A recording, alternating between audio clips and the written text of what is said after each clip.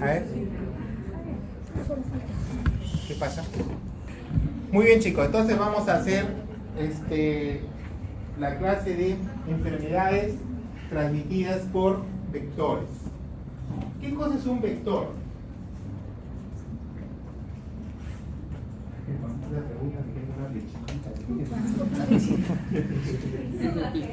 Es un agente,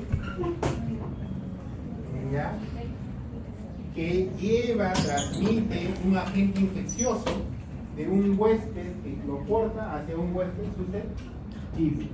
¿De acuerdo? Ese es un vector. En este caso vamos a hablar de los vectores mosquitos. En nuestro país, ¿qué vectores mosquitos son importantes? ¿Ah? ¿Han escuchado mucho de la Aedes aegypti? ¿Y otro? Pseudomonas verrucarum también. ¿Y otro? ¿Cómo? Anopheles pseudopuntipenis. Entonces, el Anopheles y el Aedes aegypti son quizás los dos vectores mosquitos más importantes en nuestro país. ¿Ya? Las especies pseudopuntipenis, verrucarum, peruviensis, etcétera, etcétera, pues ya, para los microbiólogos está bien.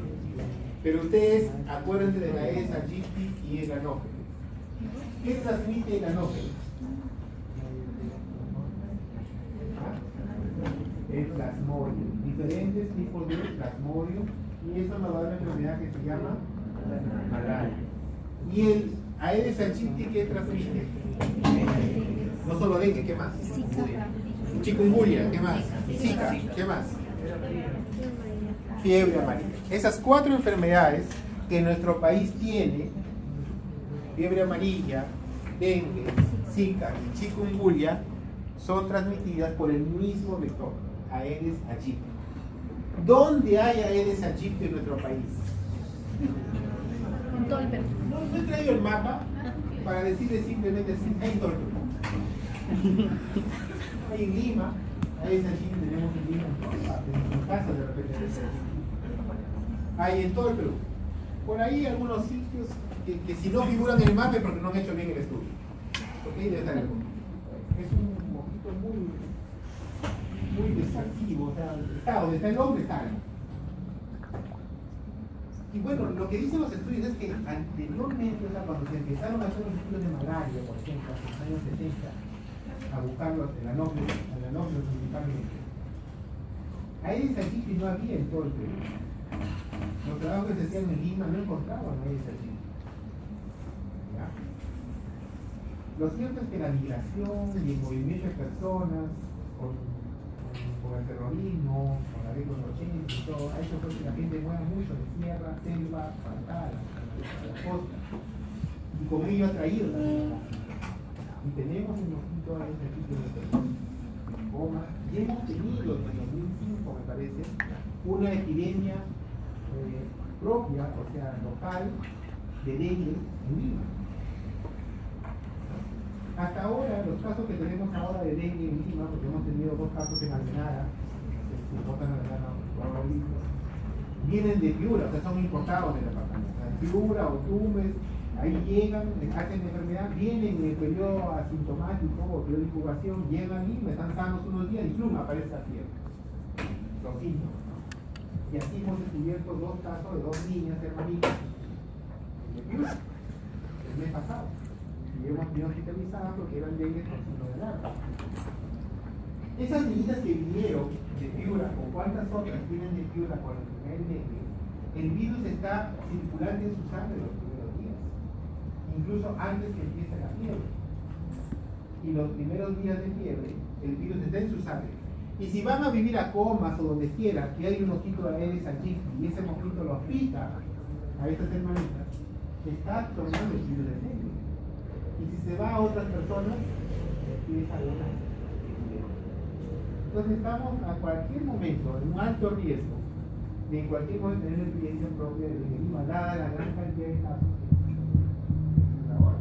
Ustedes hablan que ya tenemos ¿cuántos fallecidos en este momento? ¿Cuántos? Yo escuché ahorita que venía manejando el carro, siempre escucho al respecto cuando manejo. decía 32 casos de dengue en nuestro país. 32 casos de dengue en nuestro país. Entonces es evidente la gran preocupación de la vida. Es evidente la gran preocupación de todas las autoridades con relación a este tema. Creo que es una epidemia de las mayores en este siglo de dengue en nuestro país. Y lo peor es que recién está empezando. Porque esto se ve justamente después de este episodio de lluvia que hemos tenido. Ya tuvo, ya no hay mucha lluvia, no se habla de lluvia, ya no hay las inundaciones, pero ahora vienen corriendo los mosquitos y el dengue. Y conjuntamente con el dengue, el Zika y el chikungunya. Que claro, Zika y chikungunya no tienen la mortalidad que tiene dengue, o sea, nadie se muere por Zika o chikungunya. Pero si la mamá está gestando y le da Zika, el riesgo de microcefalia es alto. Entonces, eso es algo que debemos tener en cuenta. ¿Cuántas mujeres gestantes hay en el norte? Están en riesgo de tener Zika. Bueno, entonces vamos a acelerar un poco, vamos a pasar un poco rápido el tema de la parte en general, porque ustedes creo que ya han hecho la microbiología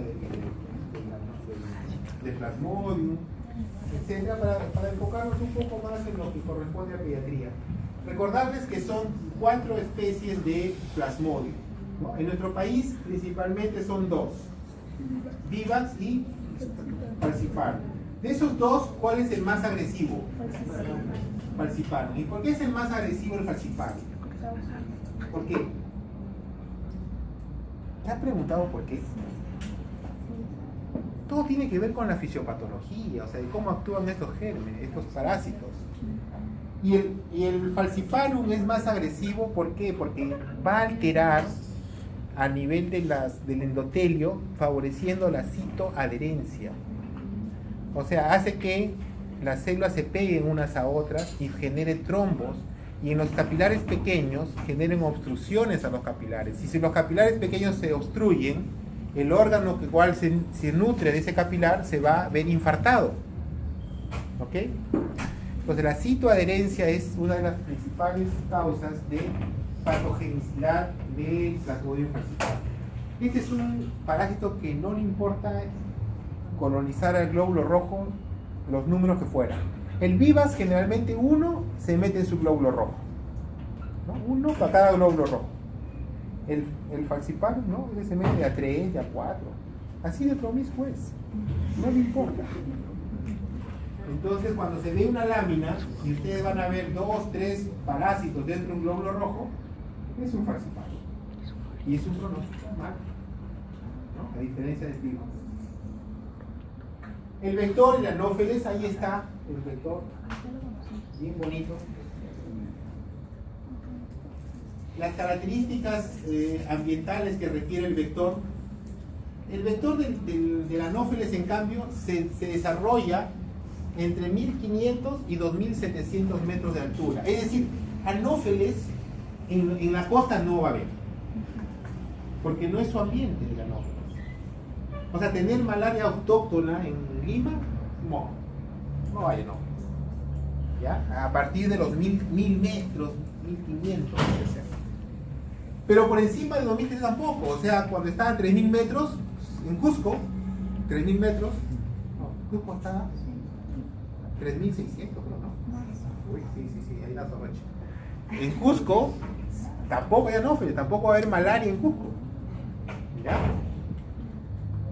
Y una cosa importante, yo cuando hice mis serums, yo he hecho mis serums en Petro Perú y trabajé en Saramuro, en Selva, un año. Y ahí teníamos los supervisores, los médicos, teníamos nuestro departamento, nuestras casitas, ¿no? Abrías la puerta de la casa que estaba con aire acondicionado y estaban los zancudos, pero no entraban. Y los atrevidos que entraban, ¡poc!, se caían muertos. Por el frío, por el aire acondicionado, no toleran temperatura baja. Se mueren. ¿Qué más por aquí? Ahí el último dice, ¿no? Mayor riesgo al final de la época de lluvia. El ciclo epidemiológico, pues ahí está. El hombre tiene los parásitos dentro de su sangre Esos parásitos algunos se transforman en gametocitos, ¿ya? Y el zancudo que pica al hombre enfermo, que toma en su sangre los gametocitos, dentro del zancudo se van a desarrollar los parásitos, se reproducen los parásitos. Y luego van a migrar hacia las glándulas salivales y cuando el mosquito pica a otro hombre susceptible le va a transmitir los parásitos. ¿Sí? Y así se cierra el círculo. Hay otro gráfico más bonito. Bueno, esto lo revisan con calma. Ya le dije que no lo voy a preguntar esto. No se estresen con eso. Ahí está lo que es donde viven los anófeles. Algunas zonas de Ancash que aparentemente dice costa por ahí. No, en realidad no es la costa, porque ya dijimos que no viven en una altura nivel del mar tan bajo. Pero vean que la costa se ve casi limpia, ¿no? La selva sí bastante. El cuadro clínico de la malaria suele ser inespecífica como cualquier gripa, dolor de cabeza, malestar, etc. Pero lo que caracteriza a la malaria es los cuadros febriles en crisis, cada 2, cada 3 días, ¿no? Y por eso se llama terciano o cuartano. O sea, son paroxismos febriles y cuando los ves por primera vez no te olvidas nunca. Cuando ves a una persona malárica, palúdica, cuando empiezan con unos escalofríos que tiritan y te mueven todo. ¿Ya? Después de los escalofríos que duran de media a 1 hora, se ponen calientes, la fiebre, en su máximo esplendor. Eso puede durar 2 horas hasta 7. Y después sudan. Sudoración profusa.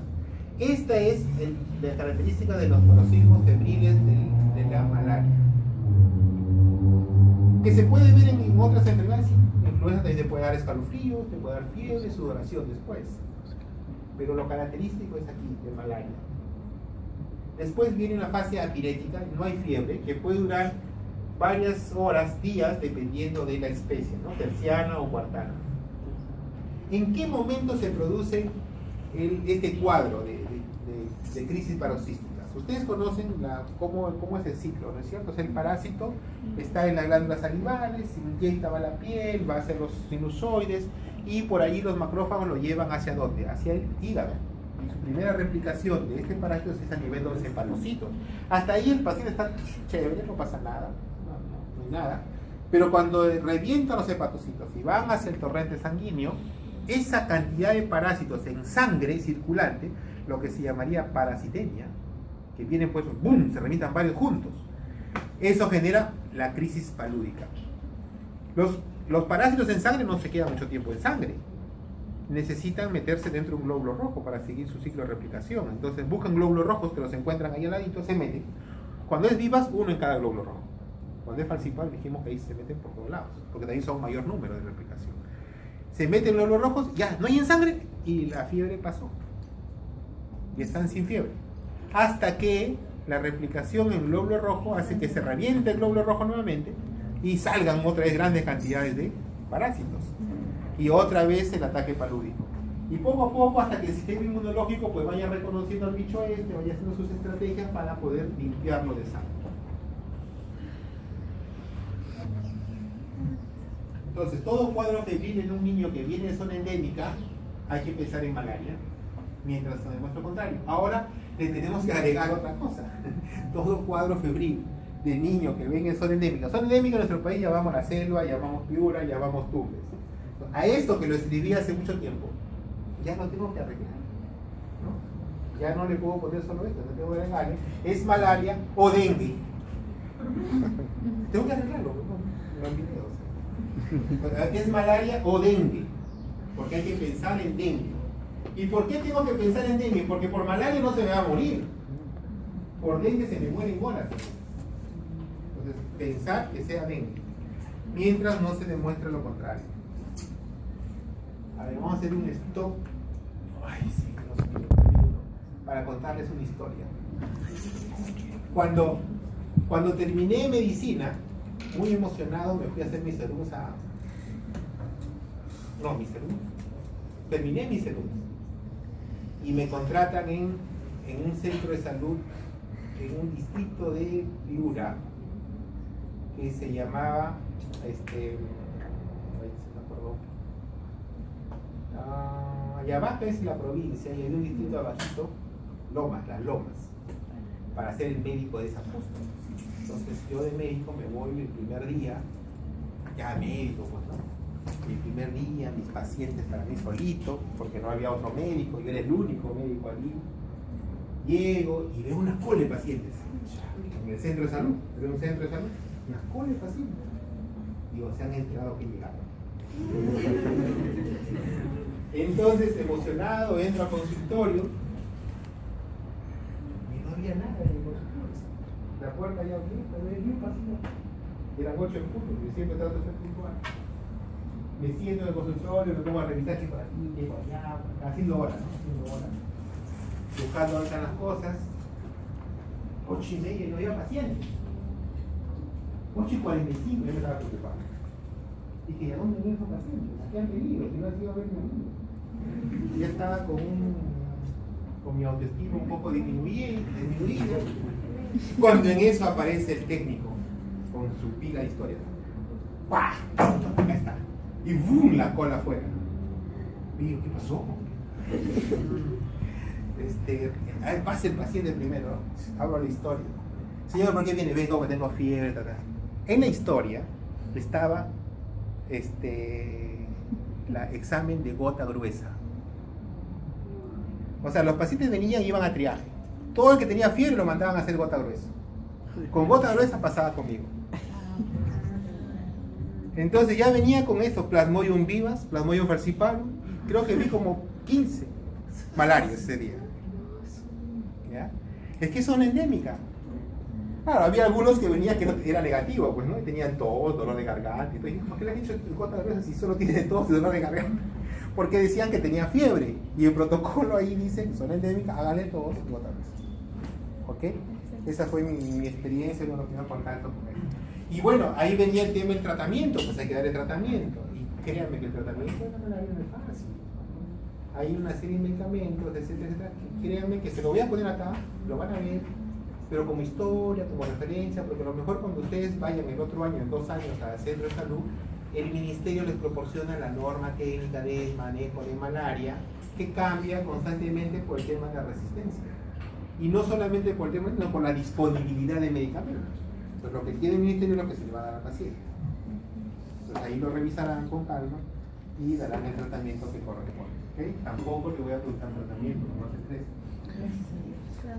Sí, porque a veces yo les digo y estudian y lo memorizan y el doctor no me lo preguntó, pero gusto su cuadro. El cuadro clínico característico de la malaria es la fiebre. ¿De acuerdo? O sea, no va a haber malaria sin fiebre. Tiene que haber fiebre en malaria. Vómitos, diarrea, dolor abdominal. ¿Y puede ser dengue eso? También puede ser dengue. ¿Ok? En el examen físico que encuentro pálido, hepatoesplenomegalia y más esplenomegalia. En la malaria más esplenomegalia, hepatomegalia, anemia y trombocitopenia. Y la bioquímica puede ser normal. Una de las cosas que les pregunto es, el parásito de la malaria lo que hace es destruir los glóbulos rojos, ¿no es cierto? Y provoca una anemia, ¿no es cierto? Una anemia por destrucción. Se comporta como una anemia hemolítica. ¿Y las anemias hemolíticas cómo son? Microcíticas, son microcíticas o normocíticas, hipocrómicas o normocrómicas. Las hemolíticas, normocrómicas y normocíticas, ¿no es cierto? ¿Okay? Y otra anemia muy común en nuestro país, que somos campeones, ya casi somos primer lugar en Latinoamérica, la anemia ferropénica. ¿Y cómo es la ferropénica? Microcítica, hipocrómica, ¿cierto? Ok. Cuando hicimos un trabajo en los niños con malaria, o con pacientes con malaria, encontramos anemia microcítica hipocrómica en los niños con malaria. Que tenían anemia y Claro, no era que la malaria causaba esa anemia, era que los niños ya tenían anemia ferropénica previa. ¿Ok? Eso es importante porque a veces generan, o en las preguntas, les generan confusión. Bueno, y la malaria grave. La malaria grave le decía que la causante principalmente es el falciparum. Y el falciparum, por esa tendencia a la citoadherencia, las consecuencias peores que ocasiona, o las más severas, son en ¿qué órgano prefieren cuál órgano sería el peor que se afecte? El cerebro. El cerebro. La malaria cerebral es la peor complicación de la malaria. Y esta generalmente se produce por el plasmodium falciparum. ¿Ok? ¿Está listo? Lo pueden leer con calma, el falciparum. Altas parasitemias, las formas más graves, dan complicaciones, alta mortalidad cuando no se trata adecuadamente. Y ahí están las complicaciones que lo pueden leer con calma y paciencia. Esas son fotos de África. Son niños que basta verlos así y parecen que están perdidos, comatosos, somnolientos, son casos de malaria cerebral. El diagnóstico. El diagnóstico es clínico, epidemiológico y de laboratorio. ¿No? La clínica, pues lo que hemos hablado, que es común a muchas enfermedades infecciosas, si proviene de zonas endémicas y de confirmación con el laboratorio. ¿Qué le pido? Gota gruesa, que es lo que se hace mucho, pero ya ahora se está haciendo pruebas inmunológicas, las pruebas de ELISA. ¿Ya? Y aquí les cuento también otra anécdota. Yo estaba de médico asesor de Plus Petrol, en un tema de conflicto de Plus Petrol con comunidades indígenas en la cuenca del río Corrientes, en Loreto. Y consecuencia de eso, pues invitó a una comisión para que vayan y vean y estudien a estos pacientes el tema de intoxicación a metales pesados. Y Plus Petrol me envió a mí como un vedor, como alguien que mira, que ve cómo son las cosas, como tenía experiencia, trabajo en mina y trabajo en selva y todo ello. Dijeron, este chico es bueno para eso, vamos a mandarlo. Y me mandaron. Me mandaron al mejor hotel 5 estrellas en la selva y todo eso. Créanme que era una hamaca. Pero rico se ve. El tema está que yo estaba ahí y el APU se enteró que había un médico pediatra que venía de Lima y me mandó llamar. Venga el doctor pediatra para que vea a un niño, no sé si es uno de sus hijos, porque no sé cuántos hijos tienen los APUs, pero muy preocupado me mandó llamar. Entonces yo en esa oportunidad iba como representante de la empresa, no tenía mucho que ver con trato con pacientes, pero iba también médicos del Ministerio de Salud de la zona, y había un serumista, jovencito de Loreto, que estaba conmigo, y me llama a mí, porque dice, quiero ver al pediatra, ¿no? Al médico de peso, no quiero ver al serumista, que lo veo todos los días. Me llama, entonces yo voy, ¿no? Con mi estetoscopio, con mi otoscopio, con todo mi equipo médico, y el serumista me acompaña con su mariquecito.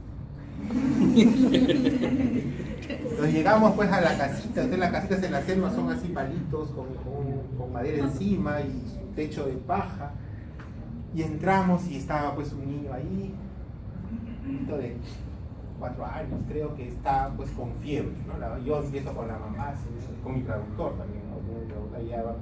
Eran los achuares, y con mi traductor que le hablaba, y cuánto tiene fiebre, y desde cuándo, y qué más aparte de la fiebre, techo de diarrea, moquito, todo, dolor de oído, dolor de barriga, qué ha comido en los últimos días, etcétera, también interrogatorio. Y mientras eso mi médico serumista estaba ahí cerca de él, lo estaba mirando, abrió su maletíncito, sacó un set y le hizo un pinchazo y se lo puso ahí.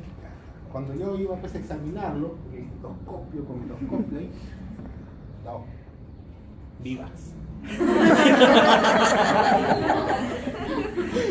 Entonces de hecho me levanté y le digo, su niño tiene malaria por vivas y le vamos a dar tratamiento. Dice el APU, ¿no? Que en poco tiempo preparó su paciente. Pero les digo que ahora hay esa facilidad. Hay esa facilidad de es rápido. Es rápido, que toma una gota de sangre en un aparatito y rápidamente finca y le dice si es vivas o falciparum. Así es. Entonces ya, y si no sale nada, pues luego busca otra cosa. No sé si lo mismo hay con dengue. Sería importante, y esos son los equipos, ¿no? Los kits. Sería importante. Porque permite un tratamiento rápido. A ver, ¿qué parásito es este? Falciparum. Ya vieron ahí a los 1, 2, 3, 3, 4, creo. Ese es el Plasmodium falciparum. Este también, ¿no? Ya más a mayor aumento. Ahí están los platanitos que me hablaban en microbiología de los gametocitos. Los test de diagnóstico rápido, como hemos hablado ya, Hay PCR en malaria que puede determinar cuál de las 4 subespecies es también. El tratamiento que le dije que son varios cuadritos por ahí. Esta es una foto que le he tomado de las guías que me dieron en una época. Por eso que están bien feitas, yo creo que ahora les dan algo más bonito. Ahí está el artesunato, mefloquina, etc.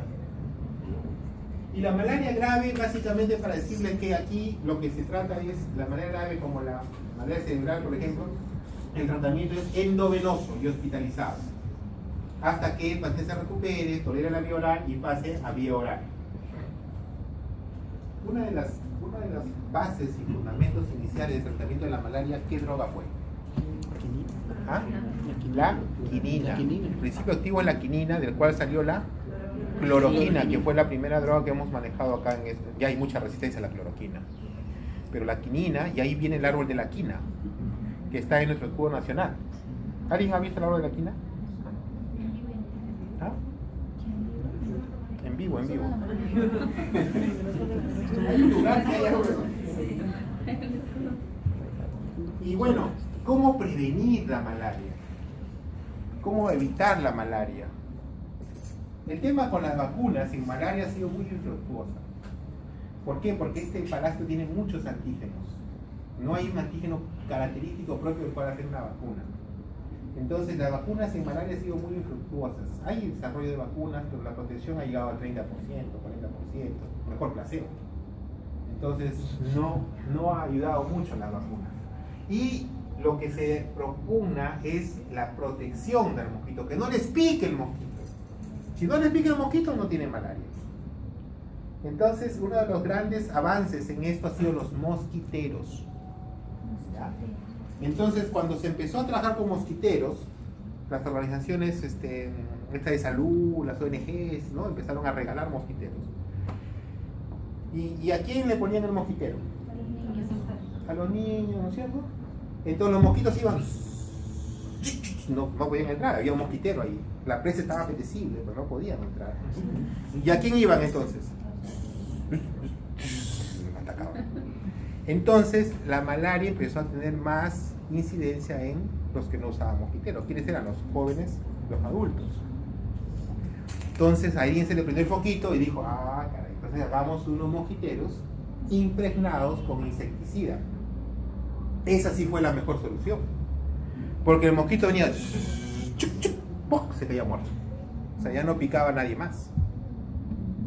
Entonces la efectividad del mosquitero impregnado con insecticidas residuales ha sido la mejor opción en el control, la protección del mosquito. Luego, obvio, los insecticidas, repelentes. En el tema de repelentes, a veces yo me río, porque cuando últimamente estuve hace poco me iba a Cataratas de Iguazú. No quiero, pero para decirles nada más lo que observé.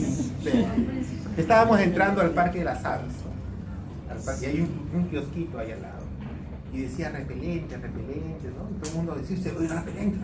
Y como está el tema del dengue, zika, chikungunya, la gente asustada, todo el mundo se iba a comprar repelentes. ¿Cuánto costaba el repelente? Creo que $5, el equivalente a $5. Sí, 15 reales, ¿no? Ya mi esposa dijo, no te preocupes. Los repelentes han resultado ser muy ineficaces, porque te lo tienes que poner cada 15 minutos, cada media hora. O sea, ahorita le pongo y el mosquito ya no. Pero a los 15 minutos el calor y el ambiente se va. Entonces, y no te voy a poner aquí insecticida residual, ¿no? A los mosquiteros, a las casas les pueden poner, pero a las personas no. Entonces los repelentes no son de un buen efecto. Y yo lo he visto en Saramuro, donde trabajaba en Miserum. Había un teléfono público, el cual teníamos llamadas libres a Lima o a Piura.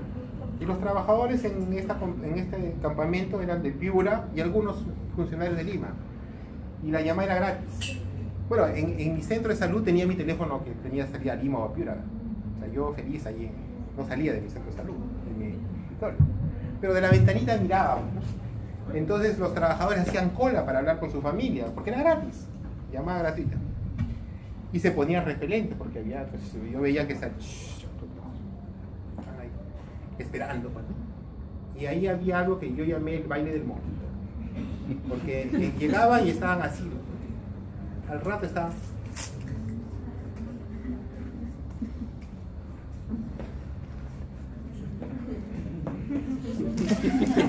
Ya, ese era el baile del mosquito. Ya.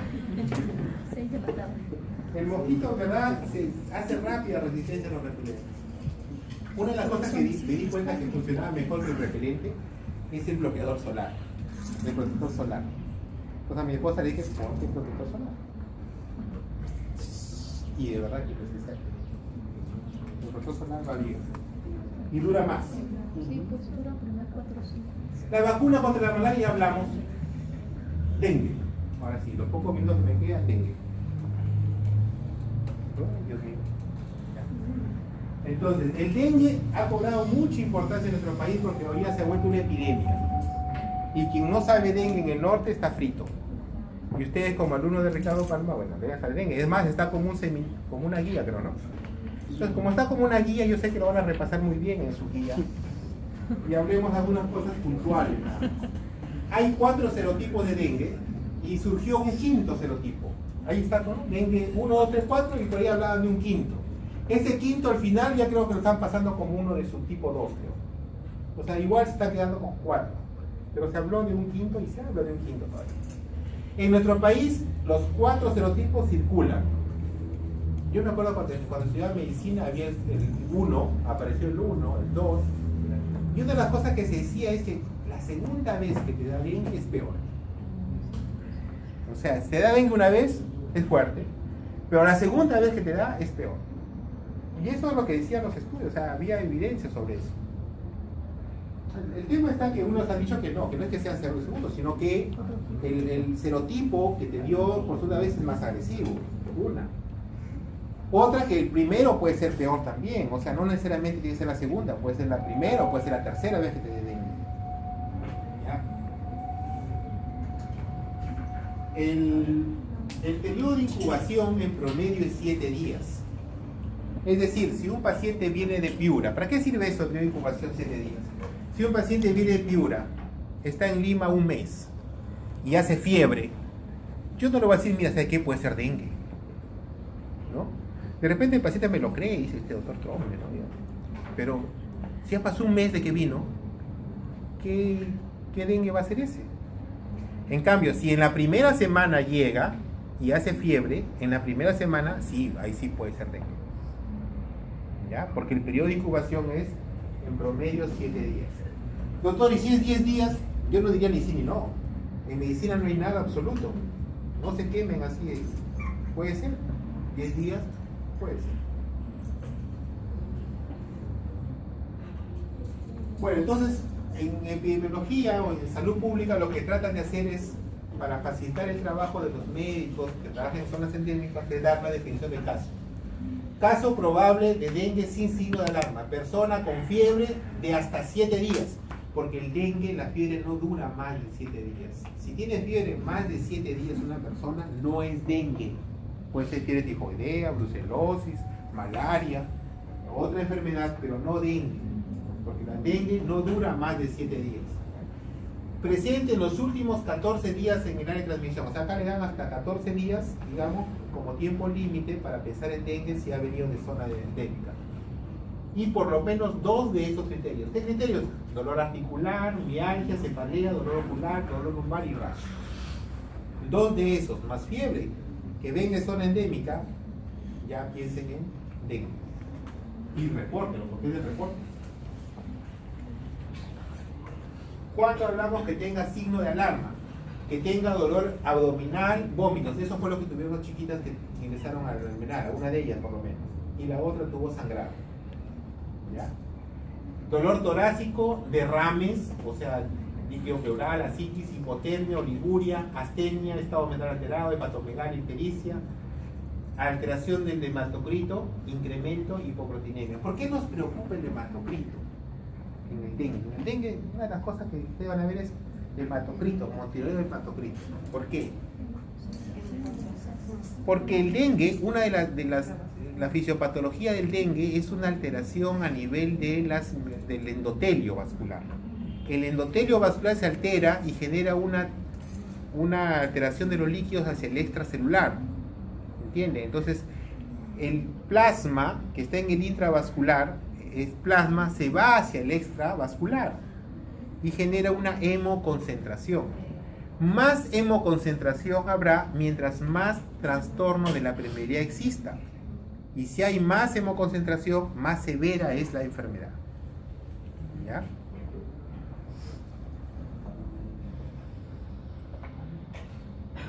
El caso confirmado por laboratorio, pues cuando le han hecho su prueba de PCR o inmunológica de dengue, ¿no? Se utiliza el PCR. Esto no hacemos en el Perú, aislamiento del virus no. PCR sí, lo hace el INS, y antígeno MS1 también lo hace el INS. También hay detección de anticuerpos IgM para dengue o cero conversión en muestras variadas. Es decir, le tomo muestras ahorita y me sale negativo, IgM. En 2 semanas me sale positivo. Eso se llama cero conversión y confirma el diagnóstico de dengue.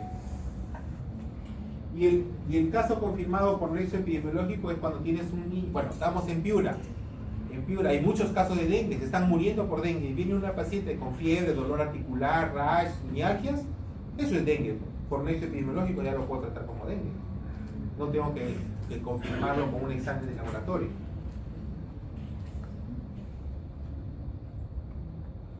El cuadro clínico está ahí. En los niños la característica principal del dengue son las manifestaciones digestivas. El dolor abdominal es uno de los síntomas característicos que se observa más en los niños menores. ¿Ya? Y puede dar todo compromiso, desde formas asintomáticas. Es decir, el dengue, no todas las formas de dengue va a dar los cuadros clínicos severos que vemos. Muchas veces puede pasar desapercibido, y es más, la mayoría de pacientes con dengue pueden tener cuadros que parecen un resfrío. Dolor de cabeza, fiebre, malestar, un día, 2, 3 y se va. O sea, no llegó a ser gravedad. ¿Ya? Y eso va a depender de la cantidad de virus inyectados, del sistema inmunológico del huésped, etc. Hay 3 fases características del dengue, ¿no es cierto? Una fase febril, que es típica, que no dura más de 7 días, que es en el momento en que se produce viremia, y es el momento en el cual el virus está circulando en sangre. Y la fase crítica viene cuando cae la fiebre. En la mayoría de enfermedades infectocontagiosas, que se vaya la fiebre es un alivio, una satisfacción de todos. En dengue, cuando se va la fiebre es el momento que debemos estar más alertas, porque es el momento en que está la fase crítica y el paciente o se recupera o se muere. Así de simple. Entonces, debemos estar mucho más alertas cuando cae la fiebre, que marque el inicio de la etapa crítica. ¿Y qué cosa es lo que va a hacer la fase crítica? Principalmente hipovolemia, por esa alteración de la membrana capilar. Y la hipovolemia es lo que lleva a shock. Y eso es lo que tenemos que valorar, ¿no? Habrá más hemoconcentración, ¿cierto? La presión arterial cae, pero ojo, en el niño cae al final, a diferencia del adulto que cae más rápido. Y bueno, la fase de recuperación. Ahí empieza a mejorar, el hematocito mejora y el paciente se siente mejor. Esas 3 fases son importantes. Y dengue se clasifica en dengue sin signo de alarma y dengue con signo de alarma y dengue grave. Esas 2, dengue y dengue grave. Y el dengue es sin signo de alarma y con signo de alarma. Y el dengue grave puede ser porque hay shock, y el shock se debe a alteración de la permeabilidad, o se debe a hemorragias, a sangrado profuso, o hay un compromiso importante de órganos como cerebro, hígado, riñón. El manejo. El manejo del dengue va a depender de que sea con signo de alarma, sin signo de alarma o dengue grave. Si es sin signo de alarma, el paciente puede estar en su casa, manejar en forma sintomática, fundamentalmente hidratación y manejo de la fiebre, reposo. Pero si es signo de alarma, hay que hospitalizarlo para hacer un manejo hídrico y monitorizar el hematocrito, los leucocitos y lo que es el dengue grave, hospitalizar. Y ese requiere una unidad de trauma shock. ¿No? Lo que se hace con signo de alarma, el dengue grave, que hay que manejar principalmente el shock. O sea, el dengue grave se maneja el shock. Y se maneja con volúmenes altos, cristaloides, cloruro de sodio de preferencia, 20 mililitros por kilo, ¡fum! En bolo, no en 1 hora, 2 horas, no, en bolo, que significa en 5 a 10 minutos. Una vez. No mejora, otro. No mejora, otro. Ya le puse 3, mejor ya de repente requiere inotrópicos. ¿Sí? O algún.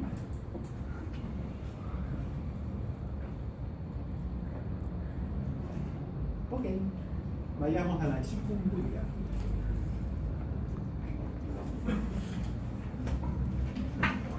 Chikungunya ya tenemos en el país, ¿no? Ya hay chikungunya, no tanto. Hay. ¿Y quién causa la chikungunya? ¿Quién es el agente causante de la chikungunya? ¿Ah? Es el vector. Es el vector, el agente etiológico. El agente etiológico de la chikungunya es el virus de la chikungunya, pues. El virus de la chikungunya.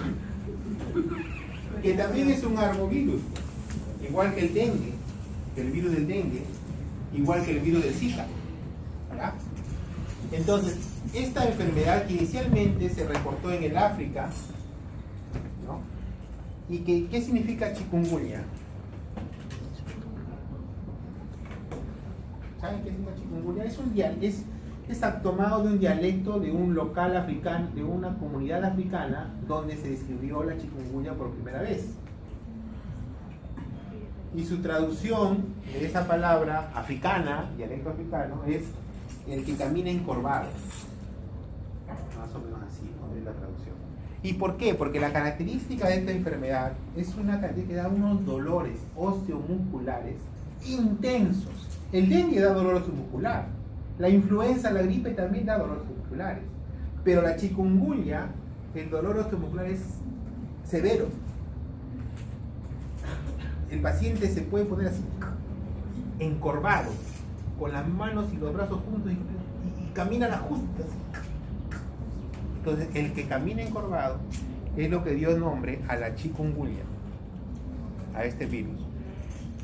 En el año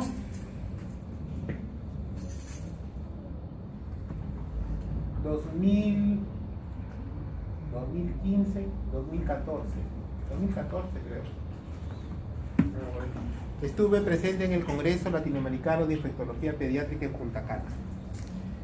Era la segunda vez que iba a Punta Cana, muy emocionado, más por el hotel creo que por eso, porque es todo incluido. Pero bueno, había un día, el primer día que llegábamos era el primer día dedicado a dengue y chikungunya.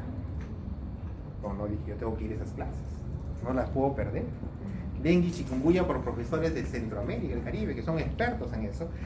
Y ellos fueron los primeros en recibir la epidemia latinoamericana.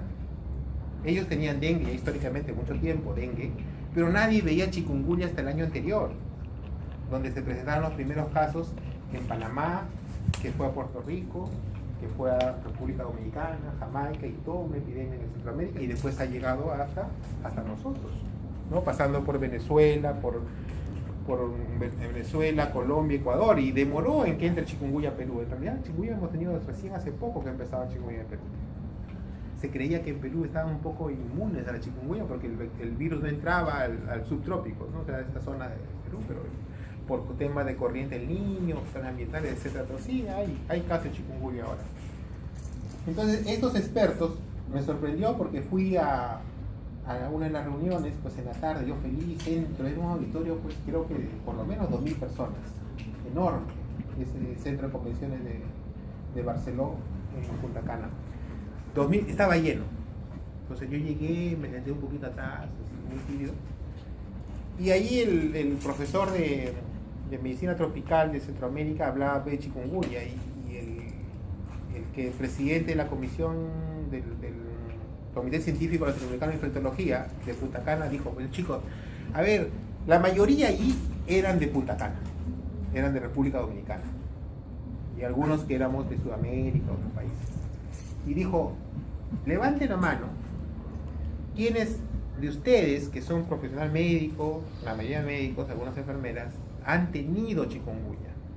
Y créeme que más de la mitad levantan la mano. O sea que fue tal epidemia que el profesional de salud, casi todos, un gran porcentaje. Ahora levanten la mano quienes han atendido un paciente con chikungunya, todos, menos yo. Yo venía en Perú, no teníamos chikungunya acá. Entonces, chikungunya fue, y cuando fue una epidemia tal que les dio casi a todos, porque era una población muy susceptible, no tenían nunca en su vida chikungunya. El vector era el mismo, era esa aegypti, ellos tenían dengue. Y lo que me contaban ellos era de que, por ejemplo, los pacientes, muchos pacientes estaban bien, se levantaban bien, se bañaban, se iban al trabajo, llegaban al trabajo, se sentaban a hacer sus cosas y los tenían que sacar en camilla, porque no podían movilizarse.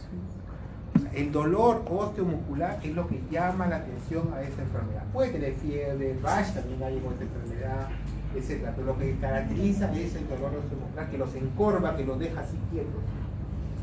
¿Deja secuelas? ¿Mata? Mata no. Secuelas, hay un cuadro descrito de dolores crónicos persistentes por chikungunya. O sea, pacientes que han hecho la enfermedad, ya no están botando, han hecho la enfermedad y persiste en el tiempo, más de un año, por ejemplo. ¿De acuerdo? ¿Ya? Y el diagnóstico, pues igual, buscar el mosquito, el PCR, las complicaciones acá no hay más que esas enfermedades crónicas. Y el tratamiento fundamentalmente es sintomático. Y el Zika, para terminar, ¿quién causa el Zika? El virus del Zika. Muy bien, estás aprendiendo, ¿no? ¿Cuál es el vector? Allí. La epidemiología, igual que el dengue, está allí metido igual, nuestro país está con Zika, ya tenemos casos de Zika. ¿Y cuál es la clínica? También lo mismo, fiebre de la cabeza, alta general, etc. No hay tanto rash como el otro, etc. Pero bueno, es muy parecido. El diagnóstico es inmunológico o serológico y las complicaciones. Acá me quiero centrar porque eso es lo más importante en el Zika. ¿Qué complicaciones hay? La microcefalia en mujeres que hacen la enfermedad. ¿Correcto? El tratamiento sintomático. Antes que me vaya, lo último. ¿Hay vacuna para dengue? Sí hay vacuna para dengue. Recién ha sido licenciada en nuestro país y tenemos la vacuna disponible, Dengvaxia se llama, por Sanofi Pasteur. ¿Nos debemos poner nosotros si nos vamos allá a la zona? No, los que deben ponerse son los que están expuestos ahí, no los habituales que vamos un ratito y volvemos. ¿Ya? Porque la vacuna, para que tenga efecto protector, demora un año, las 3 dosis que tiene que recibir. Yo que me pongo ahorita y me voy para allá.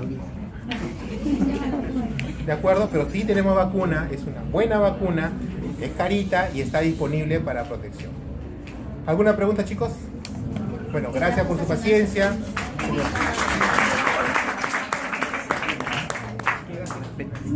Claro.